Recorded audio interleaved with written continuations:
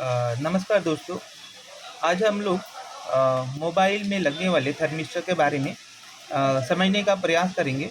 आप को बताना चाहूँगा कि ये थर्मिस्टर बोर्ड को ओवरहीट से बचाने के लिए लगाया जाता है।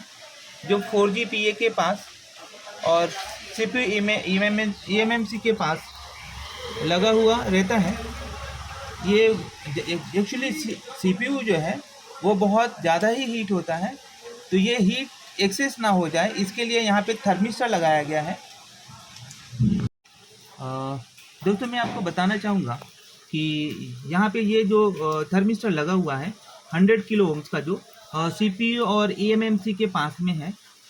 इसका मेन फंक्शन यही है कि बोर्ड को ओवर हीट से बचाना है। CPU के आसपास, eMMC के आसपास के एरिया काफ़ी हीट होता है ना, तो इस हीटिंग को सेंस करके बोर्ड को बचाना है। CPU को इन्फॉर्म करना होता है कि बोर्ड काफ़ी हीट हो चुका है, जिससे CPU खुद को बचाता है, पावर IC को बचाता है। इसके लिए यहाँ 100 किलो ओम का थर्मिस्टर लगा हुआ है। इसका कनेक्शन मैं आपको बता देना चाहूँगा।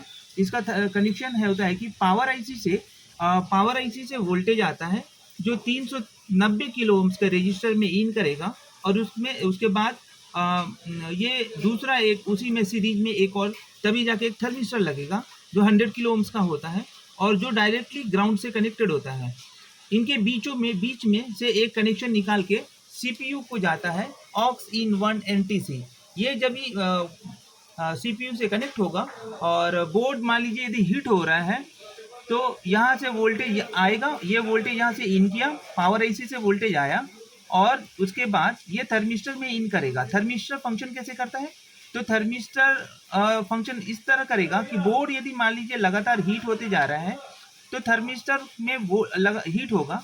थर्मिस्टर का कैरेक्टर है कि हीट जैसे जैसे होता जाएगा, थर्मिस्टर एक प्रकार का रजिस्टर ही है, तो ये टेम्परेचर पे काम करता है। टेम्परेचर मान लीजिए बहुत हाई होता जाएगा तो इसका रेजिस्टेंस ड्रॉप करता जाएगा और वोल्टेज जो पावर IC से आ रहा है वो ग्राउंड को कनेक्ट हो जाएगा, जिससे CPU को इन्फॉर्मेशन मिलेगा कि बोर्ड काफ़ी हीट हो चुका है, थर्मिस्टर का वोल्टेज ड्रॉप हो चुका है और फ़ोन खुद को सेव करेगा।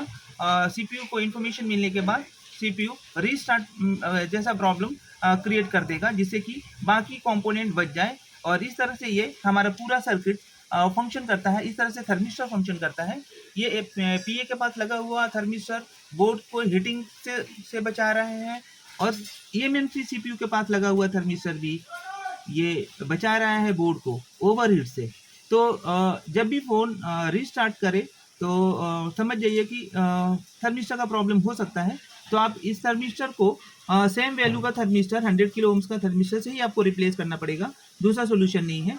आप इसका इस्तेमाल करें, 100% मुझे विश्वास है कि आपका प्रॉब्लम सॉल्व हो जाएगा। Thank you.